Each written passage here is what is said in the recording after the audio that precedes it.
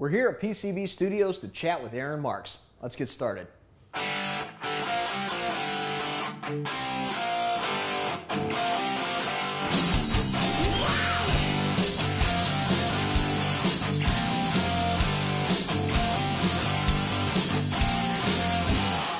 Okay, I'm here with Aaron Marks, author of The Complete Guide to Game Audio. I've read your book, and I gotta say, it's a lot of fun. Well, that's a coincidence, Rick. I have also read your book, but there's some writing on the inside, which kind of surprised me when I opened it up. That's my signature. Yes, and it says, Aaron, your book might be heavier than mine, but mine has more pictures. Thanks for everything. That's true. Mine does have exciting photography. Well, cool, man. Tell us what you do. You're a busy guy, and what are some of the things that you're working on right now? Currently, I'm working on a bunch of video casino games. I do video slots, poker, Keno, those type of things. Just finished up a Wii game called Biddos, which is on WiiWare. So a little bit of everything. Mainly video games is my main focus, but I compose, sound design, field record, do voiceovers for whatever needs to be done. So I go where the money is. How did you get started in the business? It was one of those things where your hobby just got incredibly big, and your lust for gear becomes incredible. And my wife took notice of that, and she said, "You need to make some money with it, or you're going to find something else to do." So I said, "Well, that's all it takes to make money and stay in this." So I decided to go into business, and just kind of took off from there. Initially, set my sights on Hollywood to be a film composer, but that's incredibly competitive. And I decided that we'll stay small fish to start with. So I was doing public service announcements, commercials, just things like that. Bumped into a neighbor who was a game developer, who had just fired his sound guy, and asked me if I'd be interested in auditioning for his company. And he liked what he heard, and that was basically got the ball rolling. My first game way back when, and here we are today, still going strong. So you're a musician, you're a designer, you're a recordist, you wear a lot of hats. What's your favorite part of the job? Probably my favorite part of the job is actually the versatility of it all. I'm not stuck doing one thing. I love composing, I love sound designing, I love field recording, I love voiceovers. They're all great in themselves. But what I like most about the whole process is because of those many hats, you never get bored or stale in one particular version of what you're doing over the others. So it's constantly changing, constantly moving, and it keeps it fresh, and I like that. What's the biggest challenge that you've had to face in a project, and how did you overcome it? Interesting question, and every project has its specific challenges, as you know, and it depends greatly on their budget, your time, and what's involved. But probably the biggest challenge we had was about a year ago on Operation Flashpoint Dragon Rising. That's probably one of my favorite projects that I've worked on. We had a lot less time than we needed, a lot less money than we needed, but we had to record M1A1 Abrams tanks, amphibious assault vehicles, light armored vehicles, Humvees, trucks, and all that for the game. And we only had 5 days to do it in.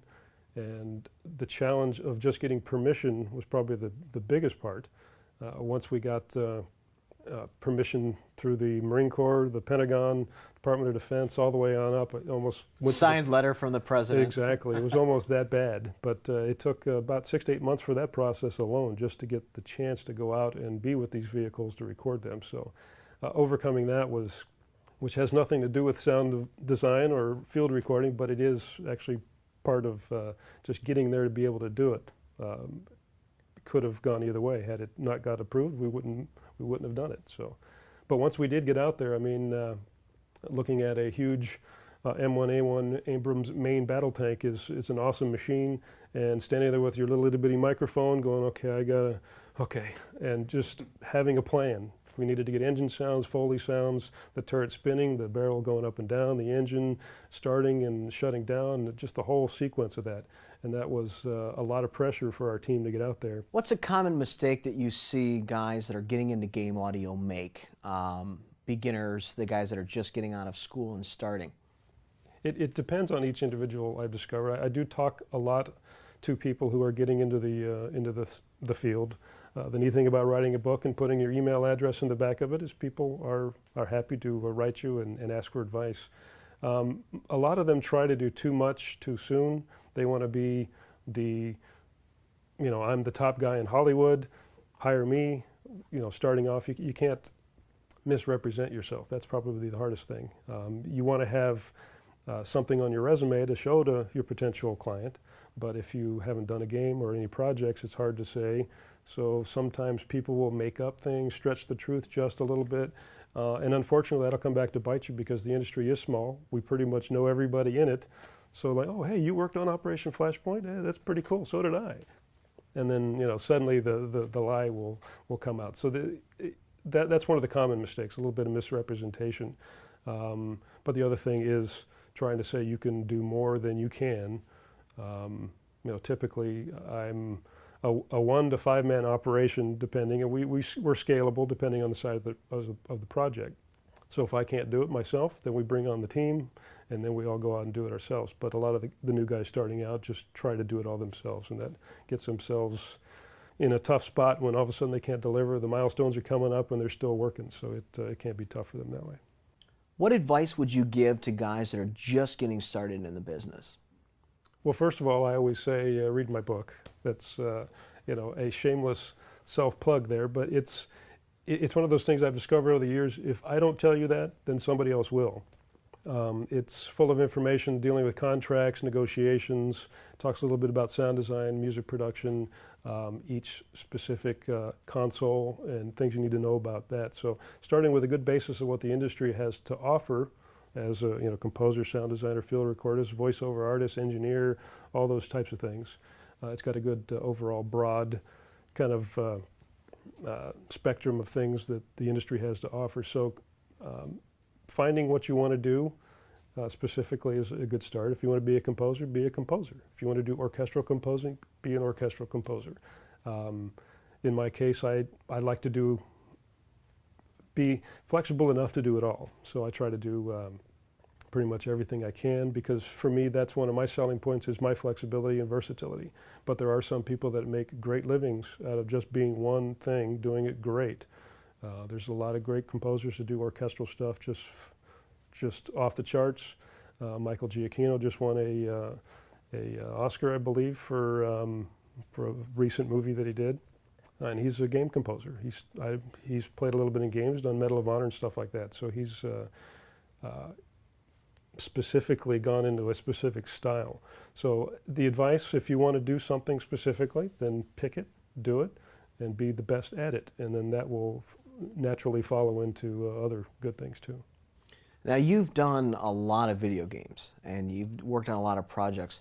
Do you find yourself, do you find it challenging to recreate a sound that you've done over and over and over again in a different way so that it's not the same thing? I know I struggle with that with making sound effects. What do you do? How do you get around doing the same thing over and over again? Yeah, it's funny that you say that, because it happens a lot, and especially when you do car games, racing games. There's a lot of Foley types of doors opening and closing. How many times can you open and close a car door and record that? That's one of those sounds. Basically, I try to use different equipment depending on the project. I obviously want to have the best equipment available to capture it in the highest, most pristine that I can.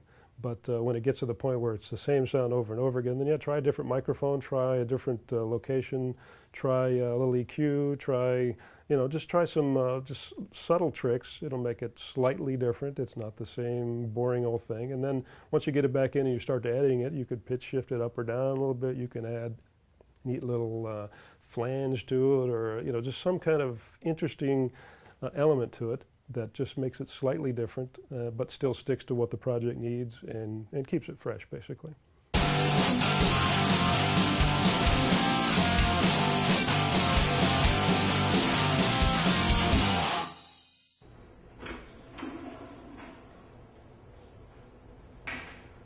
Let's go talk to Aaron. Do it again. Don't actually flush this time, because you can cut that in. And then I don't We can do it in post. We can actually put in the effect. I think we might have one in the library.